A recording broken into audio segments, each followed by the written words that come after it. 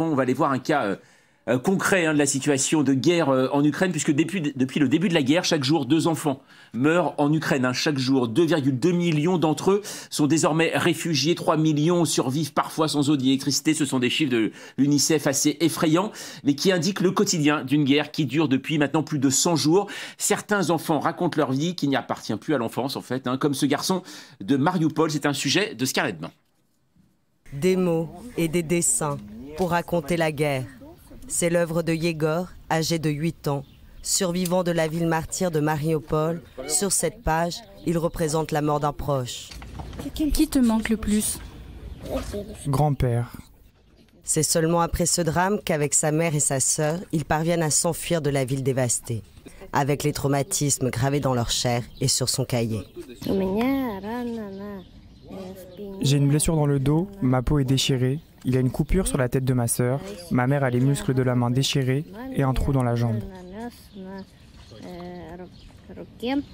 À Mariupol, il vivait ici, dans cette maison, non loin de la scierie Azovstal, au milieu des ruines et des tombes qu'il dessine aussi. Ce sont 2 de nos voisins, Nadia et Galia. Les 2 sont enterrés. La première sœur est morte, et puis l'autre. C'est la dernière chose qu'il a dessinée. Avec son journal intime bien caché, ce n'est qu'à leur arrivée à Zaporijjia que sa mère a découvert le traumatisme de son fils couché sur le papier. Voilà une réalité de guerre au quotidien. Nous allons en parler avec Violaine Gagné. Bonjour. Bonjour. Alors vous êtes directrice des programmes et opérations de Plan International. Vous vous occupez notamment de l'enfance en situation de guerre. Je citais tout à l'heure des chiffres de l'UNICEF qui sont particulièrement effrayants. 2,2 millions d'enfants réfugiés, 3 millions qui survivent sans eau ni électricité. Aujourd'hui, c'est une véritable réalité de guerre, cette enfance qui n'existe plus en Ukraine, notamment dans l'est du pays. Absolument, c'est un désastre incroyable, c'est gravissime ce qui se passe. On est effectivement dans un conflit malgré tout d'une ampleur absolument folle.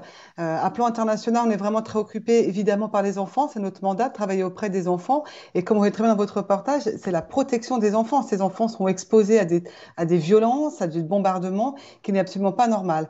Et ce qui est intéressant dans votre reportage aussi, c'est de voir comment les enfants essayent malgré tout de leur traumatisme de l'exprimer. Et à plan international, on travaille beaucoup là-dessus, en Ukraine, dans les pays limitrophes, comment on peut faire parler ces enfants pour qu'ils mettent des mots sur ce qu'ils ont vécu et essayer au maximum de limiter les traumatismes à long terme. Et c'est ce qu'on appelle les activités psychosociales. C'est comment un enfant arrive par les jeux, par le dessin, comme l'enfant qu'on vient de voir, ou bien d'autres moyens d'exprimer ce qu'ils ont et d'essayer de retrouver une vie à peu près normal, où les enfants arrivent à dormir, à manger. On a beaucoup de témoignages d'enfants en Ukraine, mais aussi dans les pays limitrophes, de mes collègues de Plan International, ces enfants qui n'arrivent plus à quitter leur mère, qui sont totalement collés, qui pleurent totalement, qui n'ont plus envie de jeu. Et là, c'est vraiment le rôle des ONG, de la communauté internationale, de se mobiliser pour essayer de redonner un minimum d'enfance et aussi de dénoncer, puisque ce que vient de vivre ce petit garçon, et malheureusement, vous l'avez rappelé, c'est 60% des enfants ukrainiens qui sont réfugiés ou déplacés, sont dans des conditions de vie qui sont totalement anormales et ils sont visés. Donc on est totalement en violation des droits de l'homme et des droits internationaux humanitaires. Violaine Gagné, quand on voit des enfants qui sont exposés à des situations de guerre aussi intenses, aussi fortes, quelles sont les conséquences psychiques sur les enfants d'être confrontés à quand on vit dans un théâtre de guerre? C'est le traumatisme, premièrement. Alors, il y a évidemment ce qu'ils ont vécu. Il y a aussi le manque de nourriture. Donc, il y a la santé, évidemment, physique, mais aussi psychique qui est très forte. Et c'est comment, finalement, ça va s'inscrire dans eux si, justement, on ne prend pas en charge ces enfants et qu'il va y avoir des traumatismes qu'ils auront toute leur vie. Donc, ça, c'est une première chose. Deuxième chose aussi, parmi les enfants, il y a les filles. Et être une fille, c'est une vulnérabilité dans la vulnérabilité. Elles sont aussi extrêmement soumises aux agressions sexuelles, au viol. C'est une arme de guerre en Ukraine. Cela a été dit déjà à plusieurs reprises. Et donc, là aussi, il faut encore une fois essayer de protéger ces enfants au maximum, limiter l'impact. L'impact est malheureusement là, ils vivront avec cela toute leur vie, mais avec des actions justement de protection qu'on fait à plan international et les ONG en général, on les remet à l'abri, on les sécurise, on leur donne un peu de vie, encore une fois, normale. Et aussi, troisième chose très importante, c'est de leur redonner l'accès à l'éducation. Les enfants ukrainiens allaient à l'école tous les jours de façon régulière et c'est aussi les aider à se reconstruire. C'est des reconstructions qui sont longues mais qui sont extrêmement importantes. Et dernière chose, c'est évidemment prendre aussi en charge les parents, les proches qui sont avec eux. Je pense à ces gens qu'on suit en Moldavie et une femme qui témoignait en disant « mais je ne peux plus, quand mon fils me demande tous les jours quand est-ce qu'on va rentrer à la maison, où est papa, où est grand-père ?» Et justement, là encore une fois, aider aussi ces mères et ces grands-mères, pour la plupart, puisque ce sont des femmes, qui doivent aider ces enfants et aider elles-mêmes pour essayer de diminuer leur anxiété, leur stress. Et j'insiste beaucoup, mais retrouver un minimum de protection, de sûreté pour essayer de continuer à vivre dans cette situation qui est absolument dramatique. Et on imagine que le retour à la vie aussi est compliqué, véritablement aussi pour ces enfants.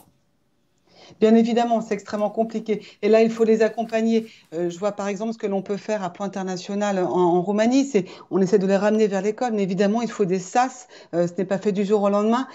Encore une fois, les écouter, essayer de soigner, de fermer au maximum les cicatrices physiques visibles et invisibles qu'ils ont vécues, et petit à petit, essayer de retrouver cette normalité, malgré le fait, évidemment, que c'est totalement anormal comme situation pour un enfant de vivre ça.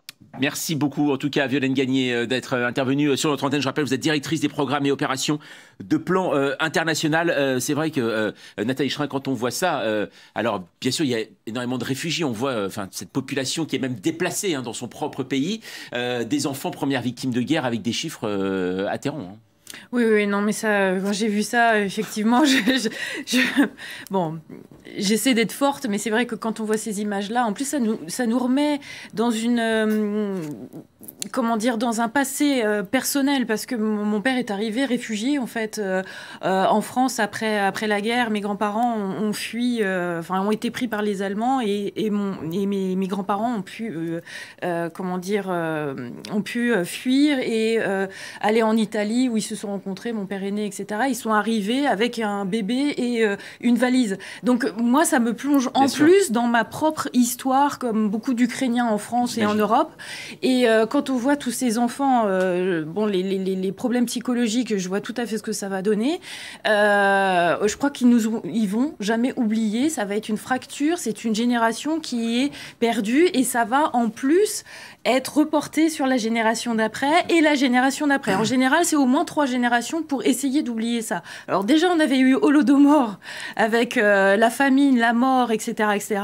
Et là, on recommence encore et encore. On a l'impression que ça s'arrête jamais. Je précise juste, le mot, donc la grande famine, c'était sous Staline. Staline, en 32-33, où il y a, on ne sait pas, entre 5 et 12 millions d'Ukrainiens qui sont morts. Voilà, exactement. On voit des traumatismes, les terrains de guerre, malheureusement, créent des fractures. Alors, on va s'extraire véritablement de cette réalité concrète de la guerre, des combats, pour continuer à parler géopolitique. On va suivre, dans un